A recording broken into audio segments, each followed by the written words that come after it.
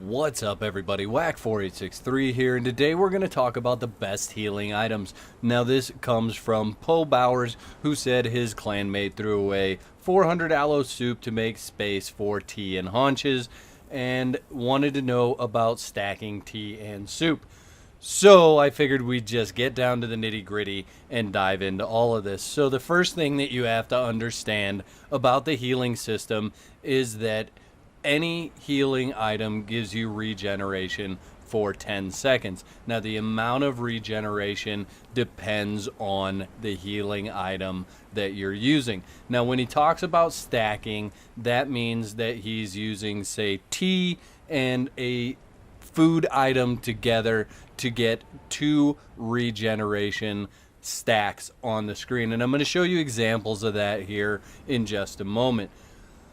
What you have to understand is you can only get 2 at a time. You cannot get 3 healing stacks at a time. So it takes tea into account and it takes food into account. But let's look at aloe soup real quick. So as you can see, I get 2 regeneration stacks with aloe soup. Now, aloe soup did not make it on the list in this video because it only does 60 regeneration and it cannot be stacked with herbal tea, as you can see on your screen now.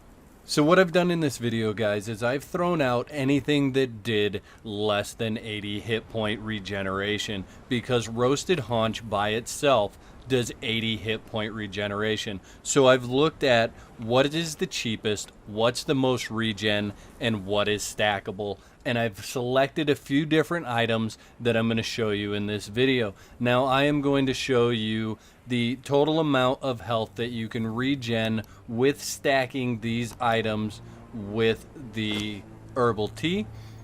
And then I'm going to break it all down for you at the end. I put some slides together and we will look at exactly what each one of these items does by itself.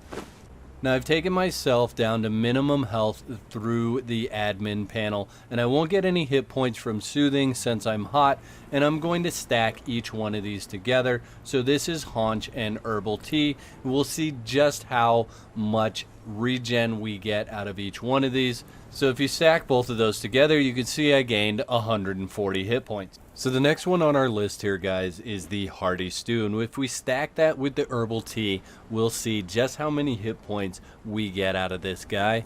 And it looks like we're going to end up with 160 total hit points. That's pretty amazing.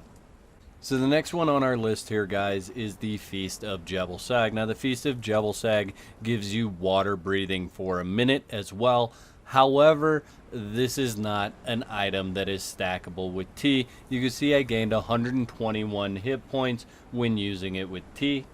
And if I show it to you guys by just eating the Feast of Jebel Sag, you will see that I gained the exact same amount of hit points. So this is not something that you can use to stack with tea. So the last one on our list today, guys, is the Feast of Derketo, and as you can see, it stacks well with the herbal tea, and this one gains the most hit points out of all of them that I tested. This one gains a total of 161 hit points.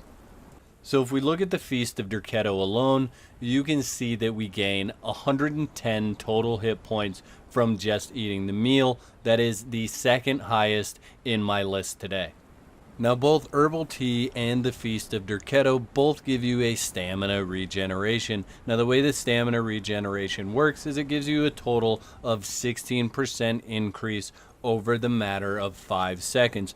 Basically meaning if you have 100 points of stamina, that you would gain 3.2 more points in stamina per second over the course of 5 seconds. In order to make the Feast of Jebel Sag, you will need to learn the Jebel Sag religion. So as you can see, we are over here on the map, and you will need to speak to this guy here, and you'll need to purchase this potion. Now that's going to teleport you to a dungeon, and you will have to complete that dungeon and eat the flesh that you gain from defeating the final boss and harvesting him in order to open that up. Once you have the level 3 shrine unlocked, you can make the Feast of Jebel Sag. The same thing goes for the Feast of Derketo. You'll need to come out to the jungle to the Pagoda of Boundless Lusts and speak to this priestess in order to learn the Pleasure Palace of Derketo. Once you have that unlocked, you simply need to upgrade your knowledge until you unlock the 3rd tier of this religion, and it will unlock the Feast of Derketo. The last stop for recipes today is actually going to be Trapper's Cabin right up here on the map, and you simply need to run up, and there's a notebook on the bench here. You just need to click on that in order to learn the hearty stew. Once you've unlocked all the recipes, simply come back to your stove and you will be able to create all these delicious items.